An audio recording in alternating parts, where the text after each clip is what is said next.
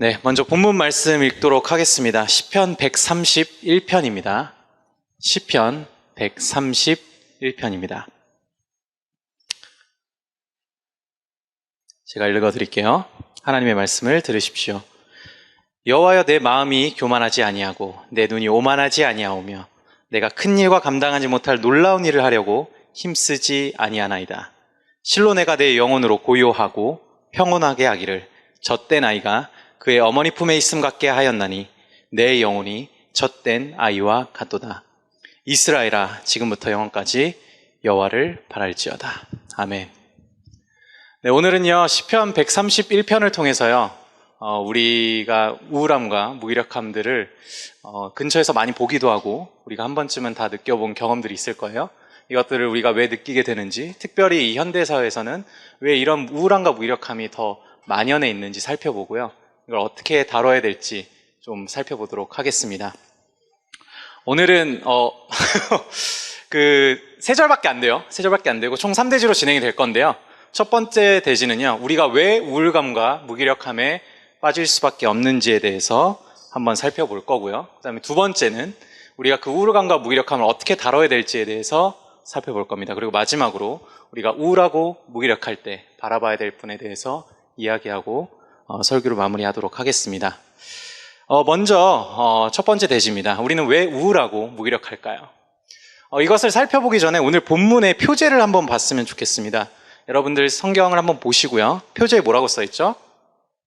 네, 그렇죠. 다윗의 시, 곧 성전에 올라가는 노래라고 써있습니다. 이것은 다윗이 쓴 시입니다. 다윗이 자기가 하나님 앞에서 어떤 태도와 어떤 마음을 가지고 살았는지 쓴 시죠. 특별히 1절을 통해서 다윗은 그 자기의 태도를 이야기하고 있습니다. 한번 살펴볼게요. 여호와여, 내 마음이 교만하지 아니하고 내 눈이 오만하지 아니하오며. 여기서 말하는 교만하지 않고 오만하지 않다라는 히브리어는요, 사실 비슷한 그 내용을 담고 있습니다. 높이 두다라는 뜻을 둘 다 가지고 있어요. 그 뜻을. 그래서 이 문장을 다시 재구성해서 얘기를 해보면, 하나님, 저는 제 눈과 마음을 높은 곳에 두지 않겠습니다. 저라는 사람을 높은 곳에 두려고 하지 않겠습니다. 나 이상의 내가 되려고 하지 않겠습니다라고 이야기하는 거죠. 나 이상의 내가 된다는 건 어떤 의미일까요? 그 뒤에 구절을 보면 우리가 알 수 있습니다. 다윗은 이렇게 고백합니다. 내가 큰 일과 감당하지 못할 놀라운 일을 하려고 힘쓰지 아니하나이다 라고 이야기하고 있어요. 여기서 큰 일과 놀라운 일은요, 사실 구약성경의 이 용례를 보면요, 하나님께서 하신 일들에 대한 묘사를 쓸 때 이 큰 일과 놀라운 일을 주로 사용합니다. 그래서 특히 이제 출애굽기에서 이스라엘 백성들을 출애굽시킬 때 하나님이 하셨던 놀라운 일들이 있죠. 그 10가지 재앙과 홍해를 가르는 사건들이요. 거기서 제일 많이 하나님의 사역을 묘사하고 찬송하면서 썼던 단어가 이 큰 일과 놀라운 일입니다. 그래서 여기서 다윗이 진짜 하고 싶었던 말은 뭐냐면요, 하나님, 저는 나 이상의 나, 하나님이 되려고 하지 않겠습니다 라고 고백하는 겁니다. 그리고 다윗은 이런 삶의 태도로 자기의 삶을 살았던 것 같습니다. 여러 가지 그 에피소드들이 있는데요, 그 중에 하나만 말씀드릴게요. 다윗은요, 그 이새의 아들이었죠. 근데 다윗이 왕이 되기 전에 다윗은 아무도 주목하지 않는 사람이었습니다. 하나님이 이새의 아들 중에 이스라엘의 다음 왕이 나타날 거고, 사무엘에게 그 왕이 될 사람한테 기름을 부으라고 명령을 하시죠. 그리고 사무엘은 이새의 집으로 갑니다. 그리고 이제 형제들을 다 불러서 봐요. 근데 형제들도 그랬고, 아버지 이새도 그랬고, 사무엘도 그랬고, 아무도 다윗을 주목하지 않았습니다. 그가 왕이 될 제목이라고 생각하지 않았죠. 그 주목받지 못했던 다윗은요, 근데 결국 하나님께서 그 주목받지 못하는 다윗을 끄집어내셔서 그에게 기름을 붓습니다. 그리고 자기에게 그런 정체성이 부여되죠. 아, 나는 이제 다음 이스라엘의 왕이 되겠구나. 그리고 얼마 지나지 않아서 이스라엘과 블레셋이 전투를 벌이고요, 거기서 다윗은 혁혁한 공을 세우죠. 그리고 백성들이 칭송합니다. 사울은 천천히요, 다윗은 만만이라 라고 이야기를 하죠.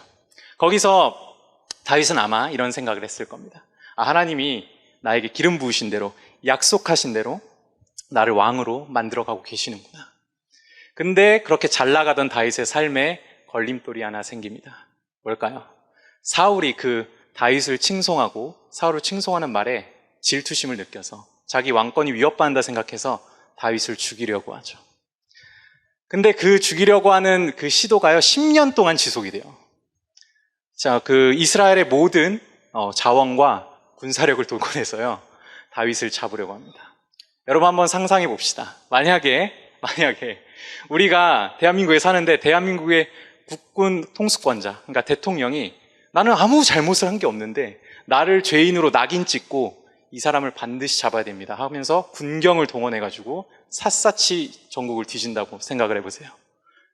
무섭죠. 나는 잘못한 것도 없는데. 근데 그게 10년 동안 지속된 거예요. 그러면 다윗만큼 사실 우울하고 무기력함에 빠질 만한 사람도 없었을 겁니다. 실제로 다윗은요, 우울하고 무기력한 순간들이 있었어요. 하지만 다윗이 느꼈던 우울함과 무기력함은요, 다윗의 삶을 망쳐놓지는 못했습니다. 왜 그랬을까요? 다윗은 힘들 때마다 자기의 정체성, 하나님이 부여해준 정체성을 생각했습니다. 하나님이 나를 왕으로 만드실 것이다. 그리고 그 시기를 견뎠죠. 그리고 우리가 시편에서 다윗의 시들을 수많이 봤죠. 거기서 다윗이 하는 그 고백을 통해서 우리는 알 수 있죠. 다윗은 하나님의 선하심을 알고 있었습니다. 그리고 하나님의 선하심 아래, 그 세계관 안에서 자기의 고통과 고난, 이해할 수 없는 이 일들을 계속해서 해석하면서 견디면서 그 10년간의 말도 안 되는 핍박을 뚫어내죠. 그리고 하나님께서는 결국 다윗을 하나님의 때에 왕으로 세우십니다. 다윗은 또 그 도망 다니는 과정에서 사울을 죽일 수 있는 기회가 2번이나 있었어요. 굉장히 무방비한 상태의 사울, 똥 싸고 있는 사울, 자고 있는 사울을 죽일 수 있었습니다. 그런데 그 부하들은 죽이자고 했어요. 왜냐하면 아니 당신에게 왕이 될 명분이 있고 지금 이 핍박은 굉장히 부당하다. 그럼 죽여도 아무도 뭐라 하지 않을 거다라고 했지만 다윗은 이렇게 얘기하죠. 하나님의 기름 부으신 자를 내가 어떻게 죽일 거냐. 그건 하나님이 하실 일이다. 하나님이 심판자시다. 그래서 다윗은 오늘 읽은 본문의 1절의 말씀처럼 내가 하나님이 되지 않겠습니다라는 고백을 실천하죠. 이렇게 다윗은요, 오늘 그 읽은 본문처럼 자기가 나 이상의 나, 하나님이 하실 놀라운 일들을 자기가 함으로써 어떤 영웅적인 면모를 갖추고 사람들에게 인정받으려고 하지 않고요, 하나님이 부여주신 정체성과 세계관 안에서 자기의 삶을 살아갑니다. 여기까지 여러분 다윗의 삶과 태도를 잘 기억해 두세요. 이제 우리가 왜 우울해지고 무기력해지는지를 설명을 좀 해볼게요. 근데 지금 제가 말씀드린 다윗의 삶과 태도를 기억해서 대조해 보시면 이게 제가 앞으로 설명해 드리는 것들이 조금 더 와닿을 수 있습니다. 그렇다면 우리는 왜 우울하고 무기력할까요? 왜 무기력할까요?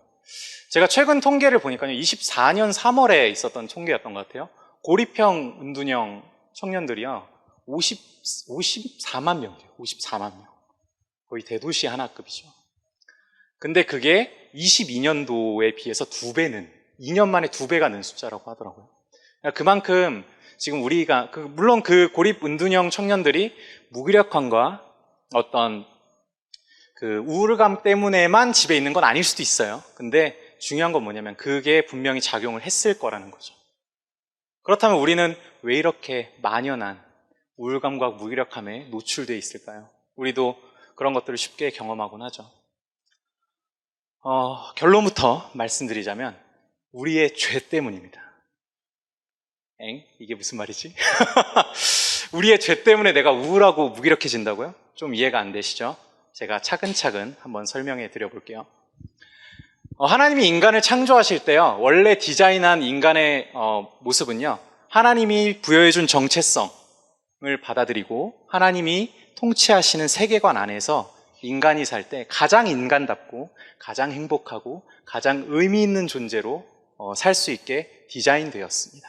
창세기 1, 2장만 봐도 우리는 알 수 있죠. 그리고 아담과 하와는 그것을 실제로 경험했던 최초의 인류이기도 하죠.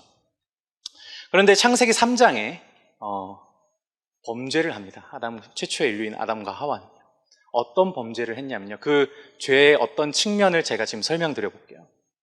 아담은 범죄할 때 이런 마음을 가졌습니다. 하나님이 부여해준 정체성과 내 삶을 해석하는 세계관, 하나님 안에서의 그 세계관을 나는 필요 없다. 나는 내 정체성을 내가 정의하고 내 삶을 내가 해석하겠다라고 죄를 지은 거죠. 그래서 적극적으로 그 하와가 건네준 선악과를 먹습니다. 죄는 이런 측면이 있어요. 내가 하나님이 돼서 나의 정체성과 나의 그 세계관을 구축해 보겠다라는 어떤 시도들이 있는 거죠. 여기서 이제 살펴봐야 되는 게 뭐냐면요. 근데 이게 도대체 나의 무기력함과 우울감과 어떻게 연결이 되나, 여기서 한 단계 더 제가 설명을 해보도록 하겠습니다. 이 설명을 위해서 그 미국의 종교사회학자인 피터 버거의 말을 좀 인용해 볼게요. 한번 잘 들어보세요. 오늘은 PPT가 없어요, 여러분. 제가 읽을 거니까 잘 들어보세요. 피터 버거가 우리 현대사회를 사는 우리들에게 이런 진단을 내립니다. 근대 사회에서 종교적 전통의 쇠퇴는 필연적으로 개인의 삶에서 의미와 확실성의 상실을 초래한다. 이러한 상실은 개인을 고립시키고 사회적 유대감을 악화시키며 존재론적 불안을 증가시킨다. 이게 무슨 말인지 조금 상세하게 설명을 해볼게요. 여기서 이제 피터 버거가 이야기하는 우리가 사는 이 근대 사회는 종교적으로 쇠퇴했대요. 이 종교적으로 쇠퇴했다라는 걸 쉽게 말하면 우리가 사는 현대 사회에서는 신이라는 존재는 없다라는 전제로 산다는 거예요. 그리고 신이 자리했던 그 자리를 내 개인이 다시 내가 자리매김할 수 있다라고 믿는 사회가 됐다는 거죠. 전 인원. 근데 이 사회 안에서는 각각의 개인이 의미와 확실성을 잃어버린대요. 이게 무슨 말일까요? 조금 제가 간단하게 더 설명을 해볼게요. 과거의 전통적 세계관 안에서, 그 신이 있는 세계관 안에서는 모두가 이제 신이 있다라는 전제로 살았던 세계관이 있었습니다. 전통적 세계관 안에서는요. 근데 그때는요, 사람들이 자기의 인생을 해석하고 자기의 정체성을 해석할 때 신을 전제로 해서 해석을 했었어요. 예를 들면 이런 거죠. 내가 가지게 될 직업, 내가 가지게 될 관계들, 경험들 모두가 신의 섭리 안에, 신이 다스리는 섭리 안에 있다라고 종교가 있던 없던 다 믿던 시대가 있었습니다. 그때는요, 그래서 자기 정체성에 대해서 생각할 필요가 없었어요. 내가 대장장이로 태어났어요. 대장장이의 아들로 태어났어요. 그럼 나는 그냥 대장장이의 일을 열심히 하면 됐습니다. 그리고 내가 태어난 그 마을 공동체를 잘 살아가면 됐어요. 그러면 그 관계 안에서, 그 내 직업 안에서 충분히 내 정체성과 의미를 찾을 수 있었습니다. 그게 모두의 공통된 믿음이었습니다. 그리고 내가 가끔 힘들고 어려운 경험들을 하잖아요. 고통과 고난 중에 있잖아요. 그게 또 이게 신의 뭔가 섭리, 뜻이 있을겠거니라고 생각하면서 그것들을 받아들이고 견디면서 지나가기도 하고, 또 때로는 자기가 그 좋은 일을 당했을 때 신에게 감사를 드리면서 지내는 사회가 있었죠. 이때는 피터 버거가 얘기한 것처럼 개인의 삶의 의미와 그 정체성이 확실했습니다. 불투명하지 않았어요. 근데 현대사회는 어떻죠, 여러분? 이제 신이 없어요. 이제 내가 생각하는 이 정체성과 세계관을 개인이 구축해야 돼요. 그럼 이 개인이 이 정체성과 세계관을 구축할 때 어떻게 구축을 하게 될까요? 크게 두 가지가 있습니다. 첫 번째는 뭐냐면, 맨날 하늘을 봤던 사람이 이제 신이 없대요. 이제 하늘을 안 봐. 그럼 어딜 볼까요? 나를 보겠죠. 첫 번째 축은 개인의 욕망입니다. 개인의 욕망입니다. 내 안의 갈증들, 내 안의 목마름들을 채우고, 이게 채워질 때 나는 행복하고 의미 있는 존재가 될 거다라는 막연한 믿음이 인간을 지배하고 있죠. 그리고 두 번째 축이 있습니다. 뭐냐면 타인의 인정이죠. 사람들은 사회적 존재이기 때문에 이 사람들의 인정을 받기 위해서, 그 조건을 갖추기 위해 자기의 세계관과 정체성을 계속해서 확립하려고 합니다. 그래서 이 두 가지 축, 개인의 욕망과 타인의 인정 사이를 왔다 갔다 하면서 사람들은, 현대인들은 계속해서 자기만의 정체성과 세계관을 구축하려고 하죠. 그런데 여기서 비극이 생깁니다. 여기서 비극이 생겨요. 여기서 이제 우울증과 이제 무기력함으로 넘어갑니다. 근데 넘어가기 전에 여러분 보세요. 다윗은 1절에서 뭘 고백했죠? 하나님, 저는 나 이상의 내가 하나님이 되지 않겠다라고 고백했죠. 근데 현대인들은요, 안 그래도 죄인이라서 가만히 냅둬도 하나님을 거부하는 존재들인데, 우리가 사는 현대사회는요, 그걸 더욱더 부추기고 그거를 장려하는 사회를 살고 있습니다. 그렇게 살지 않으면 이상한 사람이 돼요. 그럼 이거의 부작용이 뭘까요? 첫 번째, 우리 첫 번째 축이 뭐라 그랬죠? 개인의 욕망이죠.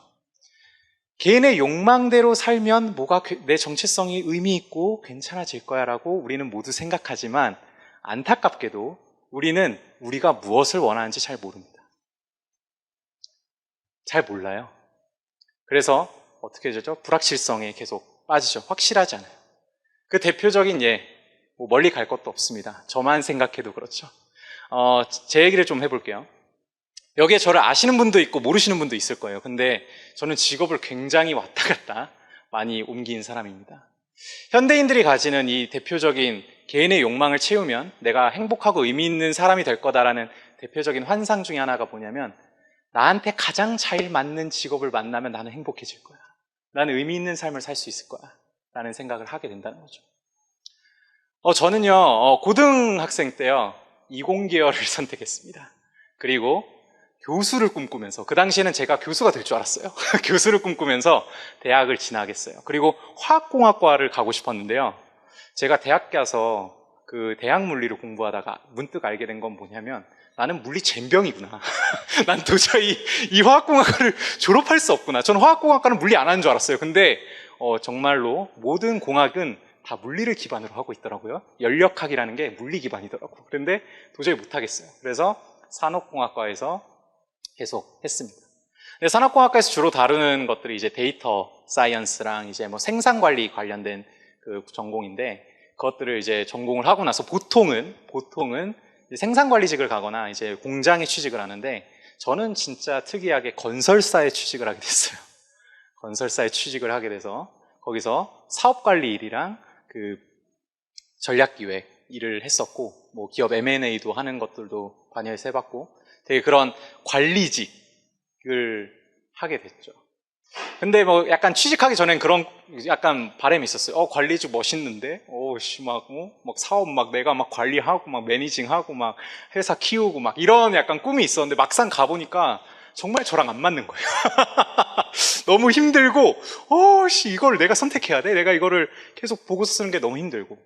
그러다가 이제 사이드 잡을 이제 제가 했습니다. 사이드 잡이 뭐였냐면 심리학이랑 상담 관련된 인플루언서 활동을 막 병행해서 하고 있었어요. 왜냐하면 이게 마음에 안 드니까 이거라도 좀 해보자 해서 막 했는데 감사하게도 잘 됐습니다. 잘 돼가지고 작년에는 그게 본업이 돼서 제가 프리랜서로 1년 정도 지냈어요. 그래서 제 팔로워들이랑 같이 워크숍도 하고 제가 이제 지필 책 쓰는 일들을 좀 하면서 작가 생활 하면서 작년에 보냈다가 거기에서도 한계를 느끼고 지금 이 자리에서 설교를 하는 전도사가 되었습니다. 굉장히 왔다 갔다 하죠, 여러분. 제 인생만 봐도요. 우리는 개인의 욕망을 충족시키며 의미 있는 존재가 될 거라고 생각하고 직업을 선택하려고 하는데요. 저만 해도 이렇게 여러 번 바꿨잖아요. 저만 봐도 우리가 우리를 잘 모른다라는 증거가 되죠. 지금에야 제가 하나님의 이 모든 과정 속에서 하나님이 섭리하셔서 내가 이 자리까지 왔다라는 걸 제가 인정하고 받아들이게 되면서 제가 의미 있는 존재로 저의 인생을 평가하고 있는데요. 저도 이 시대의 어떤 피해자, 이 시대에 살고 있는 사람인지라 그 과정을 겪을 때는요, 계속해서 내가 직업이 안 맞는 직업이고 안 맞는 직군이라서 내가 지금 불행한 게 아닐까? 라는 생각을 수도 없이 많이 했던 것 같아요. 계속해서. 그리고 과연 내 커리어는 잘 쌓이고 있는가? 나 나중에 이거 도태되는 거 아니야? 잘 안 쌓여가지고 막 이런 고민들도 했었던 것 같습니다. 근데 여기서 더 큰 이제 부작용은 뭐냐면요. 이거는 그럴 수 있어요. 근데 여기서 우리가 갖게 되는 실질적인 부작용, 실질적으로 우리를 지치게 하고 무기력하게 만드는 지점은 뭐냐면요. 내가 하나님에 대해서 내가 정체성을 세우기 때문에 모든 선택을 내가 한단 말이에요. 그리고 그 선택에 대한 책임을 내가 다 져야 돼요. 그리고 그 믿음이 이 사회 전반에 깔려 있죠. 그래서 내가 한 선택에 대해서 내가 불행해 하잖아요. 그럼 사람들한테 잘 말을 못 해요. 왜? 내가 선택해서 내가 행복을 위해 선택했는데 그게 잘 안 됐어. 그럼 내 책임이지. 이거를 내가 누구 탓을 해? 그렇게 내가 정말 하는 이 선택이 옳은 것인가? 나를 정말 행복하게 하는 것인가 계속 우리는 자기를 검열하면서 내 자아에 대한 부담감을 계속 주고 계속 우리를 지치게 만드는 상황에 이르게 됩니다. 이게 첫 번째 축, 개인의 욕망이 우리를 지치고 무기력하게 만드는 이유죠. 그리고 두 번째 축이 뭐가 있다 그랬죠? 타인의 인정이죠. 우리는 타인의 인정을 받기 위해서 어떤 조건을 갖추려고 계속해서 자신을 실천적으로 소진시킵니다. 이것도 쉬운 예로 제 얘기를 또 한 번 더 할게요. 제가 이번 학기에 이걸 너무 많이 경험했어요. 뭐냐면 여러분, 제가 이번 학기에 진짜 여러 가지가 새로 시작하는 게 많았어요. 첫 번째 뭐냐, 제가 사역을 처음 시작했습니다. 시황교회 청빙을 받고 사역을 처음 시작해서 처음 시작하니까 얼마나 제가 사랑하는 시황교회 성도분들께 사랑받고 싶겠어요. 얼마나 좋은 설교자로, 좋은 목자로 인정받고 싶겠어요. 그래서 그 조건을 달성하기 위해서 부단히 나름대로 노력을 했습니다. 그리고 두 번째, 저는 신대원을 처음 들어갔어요. 신학을 처음 깊이 공부하게 됐습니다. 물론 열심히 공부했어요. 왜냐하면 제가 열심히 공부해서 장학금이라도 타면 우리 성도님들의 그 피 같은 돈이 아껴질 것이다 라는 좋은 동기도 물론 있었어요. 근데 제 저변에 깔려있는 제 아주 비열하고 더러운 동기 중에 하나는 뭐였냐면, 내가 공부 잘하는 사람, 학점 잘 맞아서 사람들이 쟤야 늦게 신대원 갔어도 잘했구나, 공부 잘하는구나, 좋은 사역자 되겠구나, 이런 평가를 받고 싶었어요. 그런 조건들이 있는 거죠. 조건을 달성하려고 했던 거죠. 그리고 세 번째, 제가 작년에 다 쓰기로 했던 책을 다 못 써가지고요, 올해 6월까지 써줘야 되는 책이 하나 있었어요. 그리고 연말에 나올 건데, 이건 참고로 신앙서적은 아니에요. 근데 이 글을 열심히 썼습니다. 왜냐하면 저도 작가로서 좀 좋은 평가를 받고 싶었어요. 우리 이종규 목사님처럼 저도 베스트셀러 한번 써보면 좋잖아요. 일반 서적란에서. 그래서 열심히 또 글을 쓰는데 저를 소진시켰습니다. 그 조건을 맞추기 위해서. 그리고 마지막으로 제가 올해 결혼을 했어요. 여러분, 5월에 2주 전에. 그래서 제 와이프의 좋은 남자친구이자 한 아내의 좋은 남편이 되기 위해서 결혼 준비를 정말 저도 나름 열심히 하려고 노력했어요. 그리고 제 와이프의 마음에 들기 위해서 그 조건들을 갖추기 위해서 부단히 노력했죠. 여러분, 이 네 가지가 동시에 한 학기 동안 이루어지고 있었어요. 진짜 거짓말 하나 안 보태고 자는 시간 빼고 뭔가를 늘 하고 있었어요, 저는. 근데 이렇게 사는 것을 저는 은근히 자랑하고 있더라고요. 왜요? 이 시대에서 바쁜 것들, 이 시대에서 내 자아의 그 부담을 가중시키면서 나를 갈아 넣는 뭔가 이 행위는요, 어느 정도의 미덕이 되어버렸습니다. 근데 그 미덕 속에 사는 사람은요, 실제로 계속 자기 연민에 빠지기도 하고요, 계속 그 실패와 좌절 속에서 무기력하기도 하고요, 우울해지기도 합니다. 제가 이번 학기만큼 자기 연민에 진짜 계속 자기 연민 거의 막 줄타기 하고 있었어요. 그렇게 겨우겨우 버텼어요. 어떻게 버텼냐면, 감사하게도 저에게는 그리스도께서 나를 위해서 하신 일들과 또 주님께서 저의 정체성을 어떻게 바라보고 계신지를 계속해서 묵상하고 떠올릴 수 있었기 때문에 겨우 버텼던 것 같습니다. 근데 이 세계관이 없이, 이 하나님이 주신 정체성 없이는요, 여러분, 제가 이 정체성이 없었다면 굉장히 우울해졌을 거예요. 더 무기력해졌을 거예요. 왜요? 그 네 가지를 여러분 완벽하게 제가 해냈을까요? 아니죠. 저기 제 와이프가 그걸 증명하고 있습니다. 욕 많이 먹고 많이 힘들어 하셨어요. 왜냐하면 그 네 가지를 완벽하게 할 수가 없었어요. 저도 한계가 많은 사람인지라 저는 전능하지 않죠. 그래서 그 어느 하나 제 마음에 들게, 심지어 다른 사람이 만족할 만한, 다른 사람이 인정할 만한 어떤 조건을 달성하지도 못했던 것 같아요. 그렇지만 저는 은혜로 여기에 지금 서 있습니다. 이처럼 우리는 개인의 욕망이 가져다주는 불확실성과 내 자아에 대한 부담감으로 인해서 계속해서 소진되고, 타인의 인정을 받기 위해서, 조건을 갖추기 위해서 우리를 계속해서 소진시키죠.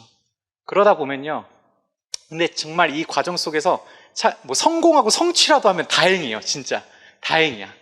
그러면 뭔가 또 어깨뽕이 올라가면서 나 대단해. 나 지금 하나님이 된 것 같아. 약간 이러면서 사람들에게 이제 뽐내겠죠. 그렇지만 제가 방금 말씀드린 것처럼 인간은 언제나 그것들을 성취하고 성공해내지 못합니다. 그러면 좌절하고 낙심하죠. 거기서 우리는 트리거가 돼서 우울증에 걸리기도 하고요. 무기력증에 걸리기도 해요. 근데 거기서 또 빠져나오지 못하는 이유가 뭔지 아세요? 여러분? 우울증과 무기력증 걸릴 수 있거든요. 근데 빠져나오지 못하는 이유는요. 내가 빠져나오면 내가 앞서 했던 이 모든 과정을 다시 해야 된다는 생각 때문에 차라리 그냥 무기력하고 우울하고 말란다 라는 생각을 하게 되는 거죠. 이렇게 우리는 악순환에 빠져 있습니다. 우리는 그 어느 때보다도 우울함과 무기력함에 쉽게 노출되어 있는 현대사회를 살고 있고 거기에 계속 내몰리고 있죠. 그러면 이 우울함과 무기력함을 어떻게 다룰 수 있을까요? 2절을 한번 살펴보도록 하겠습니다. 2절을 제가 읽어드릴게요. 실로 내가 내 영혼으로 고요하고 평온하게 하기를 젖된 아이가 그의 어머니 품에 있음 같게 하였나니 내 영혼이 젖된 아이와 같도다. 여기서 실로는요, 그 히브리어로 임이라는 접속사인데요. 실로라는 단어 그 접속사보다는 도리어, 그러나로 해석하는 게 조금 더 이 문맥을 잘 살리는 접속사 해석인 것 같습니다. 그걸 넣어서 한번 제가 설명을 해볼게요. 다윗은요 1절에서 그 얘기를 하죠. 하나님, 저는 나이상의 나가 되지 않겠습니다. 하나님이 되지 않겠습니다. 도리어 저는요 하나님 앞에서 고요하고 평온하게 있겠습니다 라고 고백합니다. 여러분, 여기서 적용점 하나, 우리가 우울함과 무기력함을 다루기 위해서 해야 되는 적용점 하나를 말씀드리도록 하겠습니다. 여러분, 저와 여러분은요 하나님 앞에 고요하고 평온한 시간을 확보해야 됩니다. 그 시간을 확보해야 돼요. 사실 여기 계신 분들한테 할 얘기가 아니에요. 여기 안 계신 분들한테 들어야 되는 이야기인데, 우리는 너무나 분주하죠. 잠시도 멈출 수가 없습니다. 왜 그럴까요? 왜 그런지 한번 살펴볼까요? 이것도 이 두 가지 축 있죠. 내가 하나님이 되려고 내 정체성과 세계관을 구성하기 위해서 가진 두 가지 축, 개인의 욕망과 타인의 인정이 여전히 하나님 앞에 서는 시간들을 가로막습니다. 예를 들어보죠. 나는 자아 실현을 해야 돼. 응? 나는 성공한 뭐가 돼야 돼. 그러기엔 나에겐 시간이 없어. 하나님 앞에 있는 시간 너무 아까워. 개인의 욕망을 성취하기 위해서 우리는 하나님과의 시간을 타협하죠. 그리고 그뿐만입니까? 우리는 유튜브와 넷플릭스, 아주 그 드라마와 영화들 요즘 잘 나오죠. 저 지금 드래곤 길들이기 보고 싶은데 실사가 아주 잘 됐더라고요. 근데 중요한 건 그런 여가 시간을 소비하느라고요, 내가 생각할 때는 하나님 앞에 있는 시간보다 그 여가 시간을 소비하는 게 훨씬 나에게 쉼을 주는 것 같고, 나에게 좀 더 많은 그 자극적인 컨텐츠들이 나를 즐겁게 하는 것 같은 느낌을 줍니다. 여러분, 제가 자기 개발하지 말라는 얘기가 아니에요. 그리고 넷플릭스, 유튜브, 영화 보지 말라는 얘기가 아닙니다. 중요한 건 우리는 그 자리에 늘 하나님이 있는 자리 대신에 그거를 끼워 넣으려고 한다는 거죠. 우리는 그렇게 하나님 앞에 고요하고 평온한 시간을 보내기를 지루해야 합니다.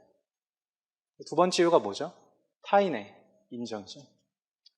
우리는 타인의 인정을 받기 위한 조건들을 갖추기 위해서 시간을 또 무지막지하게 사용합니다.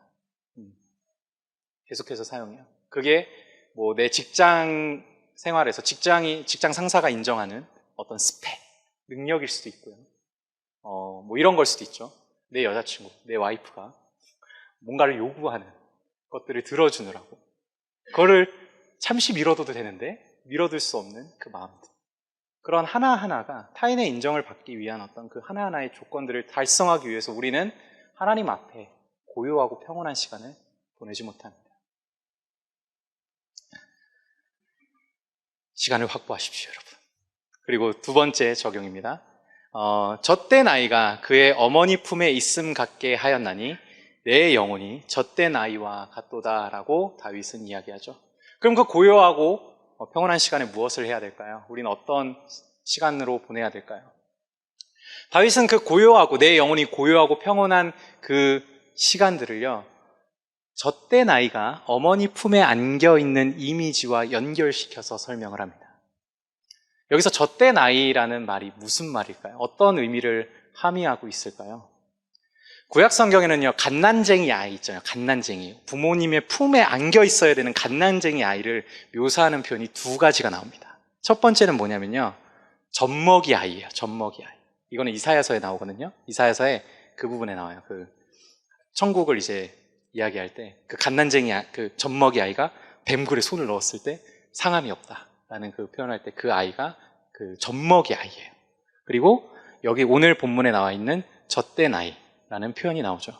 이거는 사무엘서, 그러니까 한나가 사무엘을 그 엘리 제사장에게 드리겠다고 할 때 젖대 나이를 드리겠다고 해요. 여기서 젖대 나이라는 표현이 처음 나오고요. 그다음에 이 본문에서 또 나오죠. 이처럼 히브리 문학 안에서는 그 갓난 아이를 표현하는 두 가지 어휘가 있었습니다. 근데 여기서 다윗은 젖대 나이라는 그 아이를 선택해서 사용하고 있죠. 그것도 두 번이나 강조해서 쓰고 있어요. 원래 반복되는 건 강조겠죠. 근데 그 젖대 나이가 어머니 품에 안겨 있습니다.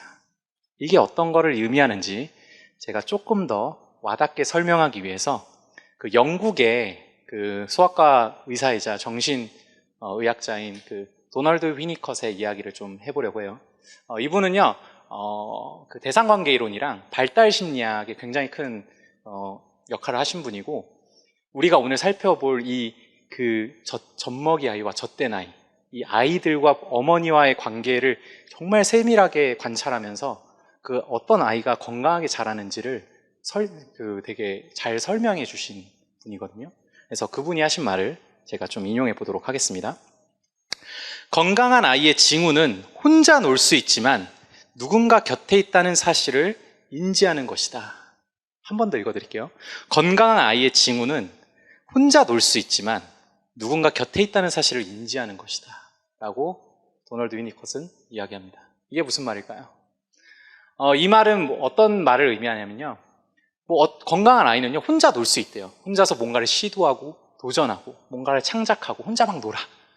근데 그런 것들 놀다 보면 때로는 내가 뭔가를 시도해서 실패하기도 하고, 뭔가 도전했다가 상처받기도 하고, 뭔가를 내가 창작했다가 잘 안 될 수도 있잖아요. 근데 그때 아이는 기억한다는 거죠. 나는 내 배후에 나를 도와줄 부모님이 있어. 내 문제를 해결해 줄 수 있는 부모님이 있어. 나는 이것을 인지하고 있다는 거예요. 자기가 혼자 놀면서도. 그런 아이가 건강한 아이라는 거죠. 그럼 이 건강한 아이는 어떻게 형성이 될까요? 건강한 아이의 인격은. 위니컷은 그 갓난쟁이 아이의 이야기를 해줍니다. 갓난쟁이 아이, 그러니까 젖먹이 아이죠. 아까 말씀드린 젖먹이 아이. 젖먹이 아이는 위니컷은 이렇게 얘기해요. 젖먹이 아이는요, 알량한 젖는감을 가지고 있대요. 알량한 젖는감. 이걸 한번 설명해 볼게요. 젖먹이 아이가 할 수 있는 건 뭐죠, 여러분? 할 수 있는 건 빽 하고 우는 것밖에 없어요. 웽 우는 것밖에 없죠. 배가 고파요. 웽 울어. 그러면 갑자기 엄마의 젖가슴이 자기 눈앞에 나옵니다. 그러고 모유를 수유해 주죠. 꿀꺽꿀꺽 먹고 배가 불러요. 자요. 또 배가 고파요. 웽 또 울어요. 그럼 엄마가 또 젖을 먹여줍니다. 그리고 배가 부르죠. 나는 울기만 했는데 먹을 게 들어와. 그리고 똥을 쌌어요. 먹고. 막 너무 찝찝해요. 또 웽 울어요. 그럼 아빠가 와서 똥기저귀를 갈아주죠. 편안해집니다. 그리고 막 엄마의 모유를 먹다가 막 걸린 것 같아. 또 빽 울어. 그러면 막 등을 두드려서 소화도 시켜주고 잠도 재워줘요. 그럼 이 젖먹이 아이가 어떤 감정을 느낄까요? 그 위니컷이 얘기한 것처럼 알량한 젖는감을 느끼는 겁니다. 나는 빽만 하면 모든 게 해결돼. 응? 나는 전능한 하나님이 되는 거죠. 그때만큼은.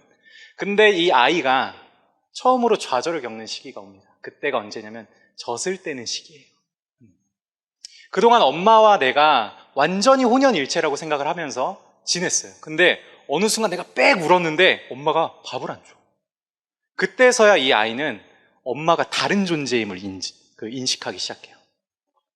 원래 나랑 완전 연결된 하나의 몸처럼 생각했었는데 그때부터는 이 아이는 엄마를 다른 존재로 인식하고 엄마를 처음으로 미워하기 시작합니다. 왜요? 내 알량한 전능감을 깨버렸으니까. 내가 하나님 되기를 깨버렸으니까. 그러고 나서 이 아이는 엄마에 대한 공격적인 태도를 취합니다. 뭐 그게 뭐 우는 것이든 뭐 공격적인 어떤 뭐 무는 것이든 엄마를 향해서 공격적인 태도를 취해요. 근데 그런 공격적인 태도를 취하는 아이를요, 어머니가 그거에 굴하지 않고 안아주고 다른 형태로 밥을 주고 계속 정서적인 연결 속에서 상호작용을 하잖아요. 그럼 이 아이가 어떻게 자라게 되냐면 엄마를 이제 하나의 인격체로 보게 됩니다. 하나의 인격체로 인정하게 되고 존중하게 되죠. 그리고 이 아이는요, 알량한 전능감에서 벗어나서요, 현실 감각을 가지게 돼요. 이제 외부 세계를 받아들일 준비가 된 거예요. 그래서 내가 주체적이고 독립적으로 뭔가를 해야 되는구나 라는 생각을 가지게 되고요. 그렇게 현실 감각 속에서 뭔가를 시도하고 도전하고, 그리고 거기서 상처받고 어려울 수 있잖아요. 그때 난 돌아갈 엄마가 있어. 안정감을 느끼면서 이렇게 자기의 자아를 계속해서 성장시키고 건강하게 키워나가는 거죠. 이런 원리 있잖아요, 여러분. 젖된 아이가 어머니의 품에 안긴 것 같은 이 원리. 젖을 뗐다는 건 그렇죠. 알량한 전능감이 깨졌다는 거예요. 근데 그럼에도 불구하고 어머니의 품에 안겨있는 이 젖된 아이, 어머니 품에 안겨있는 젖된 아이, 이거는 하나님이 우리를 키워가시는 방식과 굉장히 원리가 유사합니다. 여기서 적용점 하나를 또 말씀드리도록 할게요. 여러분, 우리가 우리의 그 알량한 전능감을 지키기 위해서 우리의 그 개인적인 욕망과 타인의 인정을 받기 위해서 열심히 사시다가 상처받고 힘들고 어렵잖아요. 첫 번째 적용을 드릴게요. 하나님의 품에 다시 들어오십시오. 아까 그 고요하고 그 평온한 시간 가운데 여러분들의 고통스러운 마음과 힘든, 정말 그 우울하고 무기력하게 만든 그 동기들을요, 하나님 앞에 가지고 가십시오. 그래서 여러분, 내 세계관 말고요, 내 세계관 말고 하나님이 우리에게 부여해 주신 정체성과 세계관으로 다시 그것을 재해석하십시오. 우리는 하나님의 자녀입니다. 자녀예요. 그게 우리의 진짜 정체성이고요. 하나님의 자녀는요, 모든 것이 합력해서 선을 이룬다고 합니다. 우리의 실패, 좌절, 무기력, 심지어 우울한 그마저도 하나님은 선하게 이끄실 것이죠. 근데 이거를 확인하려면요, 하나님의 품에 안긴 재해석하는 시간들이 반드시 필요합니다. 여러분, 꼭 하나님 앞에서 하나님의 품에 안기는 시간을 확보하십시오. 두 번째 적용입니다. 두 번째 적용은요, 이것을 충분히 누리시는 분들이 여기 이미 계실 거예요.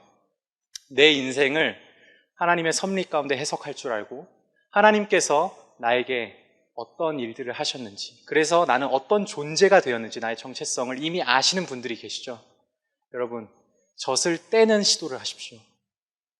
젖을 떼는 시도요. 우리는요, 하나님의 은혜를요, 나의 알량한 전능감을 유지시키는 목적으로 사용할 때도 너무 많습니다. 여전히 내가 대학이 어려운 친구들이 있죠. 교회 안에 나랑 성격이 안 맞고 나보다 내가 뭐 케어하기는 너무 부담스러운 친구들이 있죠. 우리는 그런 친구들을 볼 때 나랑 안 맞아 하고 거들떠보지도 않을 때가 많이 있어요. 그런데 여러분들이 정말 하나님으로부터 온 그 정체성과 세계관을 가지고 내 인생을 해석할 줄 아는 성숙한 그리스도인이라면요, 여러분들 젖대는 시도들을 계속해서 해야 됩니다. 그래야 여러분들은 정말 진정한 의미에서 하나님이 그 계획해 놓으신 방식대로 성장하고 성숙하고 성경이 말하는 그 성령의 열매를 맺을 수 있겠죠. 그리고 한 가지 더 또 적용을 말씀드리면, 그것들을 지금 교회 안에서 누리시는 분들도 있을 겁니다. 하나님의 품을 교회 안에서 누리시는 분들도 있을 거예요. 이미 충분히 그 품 안에서 아늑하게 지내고 있는데 내가 마주해야 될 현실을 덮어놓고 계속 이것만 추구하시는 분들도 있을 거예요. 여러분, 제발 부탁인데 여러분들의 마주해야 되는 현실들을요, 마주하십시오. 교회는요, 여러분들을 닥달하지 않을 겁니다. 하나님은 여러분들을 비난하지 않을 거예요. 그 현실을 받아들이지 않는다고 해서, 그 현실을 더디게 받아들이고 수용한다고 해서 그걸 비난하지 않을 겁니다. 그렇지만 여러분, 내 그 알량한 전능감을 확보하기 위해서 뭔가 내가 받아들여야 되는 현실을요, 마주하지 않잖아요. 시간이 지나면 지날수록 나 자신이 미워져요. 자기를 계속 혐오하게 돼요. 하나님은 그렇게 나를 대하지 않고 사람들은 나를 그렇게 대하지 않는데 나 스스로가 민감해져서 계속해서 나를 혐오하게 됩니다. 여러분들 혹시 내가 너무 지금 무기력하고 우울해져서 잠시 덮어뒀던 나의 현실, 마주해야 될 현실이 있다면 그것들을 한번 내가 할 수 있는 만큼만 시도해 보십시오. 할 수 있는 만큼만요. 이런 젖대는 시도들을 해보십시오. 그리고 거기서 또 뭔가를 알게 되고 얻게 되고 또 때로는 힘들고 어려울 때 다시 교회의 품으로, 아버지의 품으로 와서 쉬고 재해석하는 시간들을 가지십시오. 마지막 3절입니다. 세 번째 대지예요. 다윗은 이렇게 이야기합니다. 이스라엘아, 지금부터 영원까지 여호와를 바랄지어다 라고 이야기합니다. 여러분, 여태까지 우리는 다윗의 삶과 태도, 그리고 우리가 왜 우울하고 무기력할 수밖에 없는지를 비교하면서 살펴봤어요. 그렇다면 다윗은요, 과연 자기가 이렇게 적어놓은 대로 항상 살았을까요? 아니요, 그렇지 않습니다. 다윗도 우리와 별반 다를 것 없는 죄인이었어요. 그는요, 왕이 됐습니다. 정말 왕국을 이뤘어요. 그 전에 다윗이 왕이 되기 전까지는 그냥 부족국가 형태의 되게 단촐한 나라였어요. 근데 다윗이 왕이 되고 나서 이스라엘이 통합되고 나라로서의 위엄과 면모가 섰죠. 그리고 다윗은 그 왕이 돼서 제일 먼저 했던 짓이 뭐예요? 자기의 가장 충성스러운 부하인 우리아의 아내를 범하죠. 자기의 알량한 전능감에 취해서 끔찍한 범죄를 저지릅니다. 그리고 그 우리아를 사지로 내몹니다. 자기의 죄를 덮기 위해서요. 아주 비열하죠.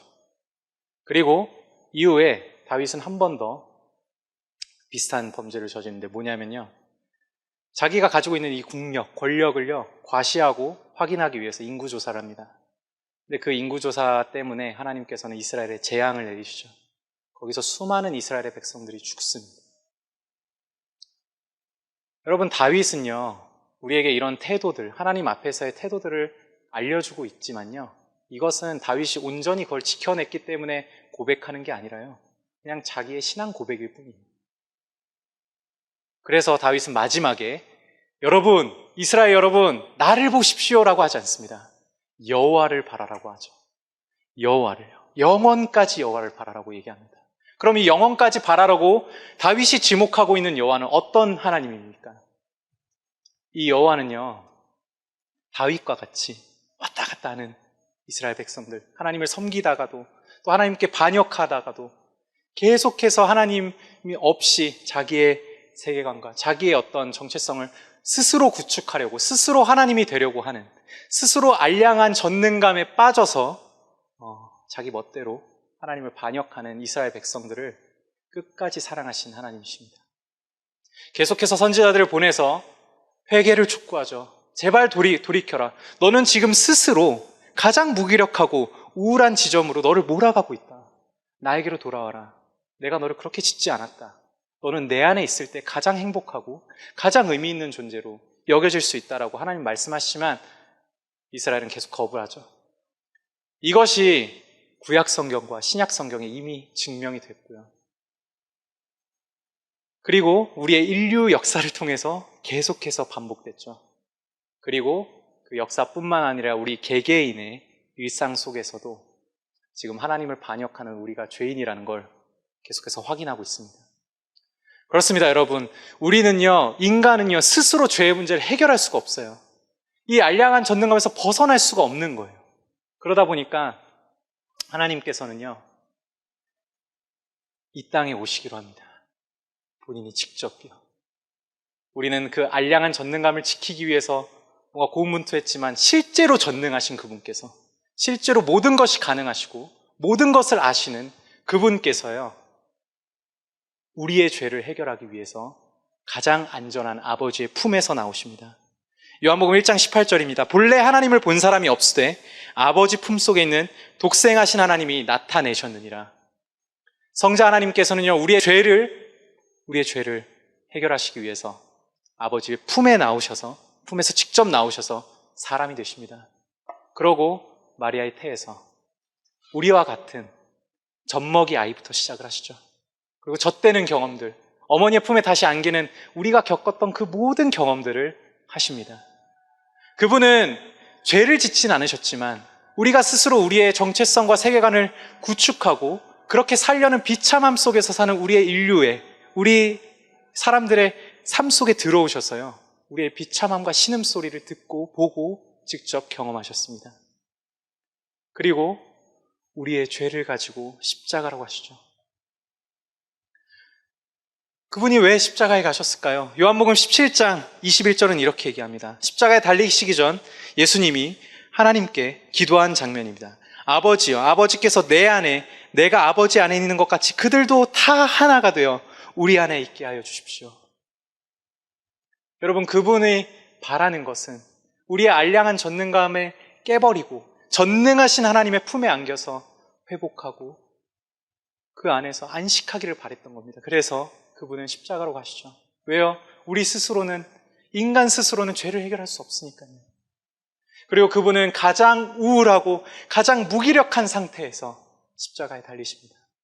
우리가 당했어야 될 비참함이죠. 그리고 끝내 가장 사랑하는 그분과 관계가 단절되고 죽으심을 당하시죠.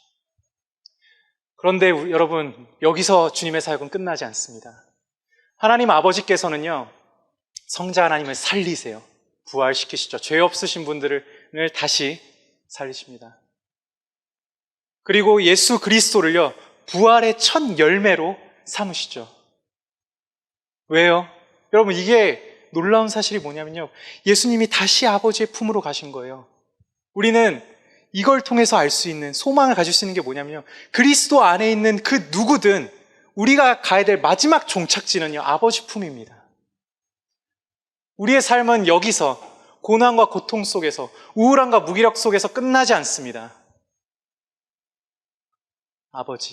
아버지의 품으로 가신 예수님처럼 우리도 주님 품에 안겨서 우리가 이 땅에서 흘렸던 눈물들을 하나님께서 닦아주시고요, 위로해 주시고요, 우리는 그 소망 가운데서 살 수 있게 되었죠. 그리고 여러분, 죽어서만 그걸 누릴 수 있나요? 아니에요. 우리는 부분적으로나마 우리는 이 교회에서 하나님과 하나님 나라를 누릴 수 있습니다. 그리고 각각 옆에 있는 지체들을 통해서 하나님의 돌보심을 경험할 수 있죠. 여러분, 그리스도께로 오십시오. 그리스도께로 오십시오.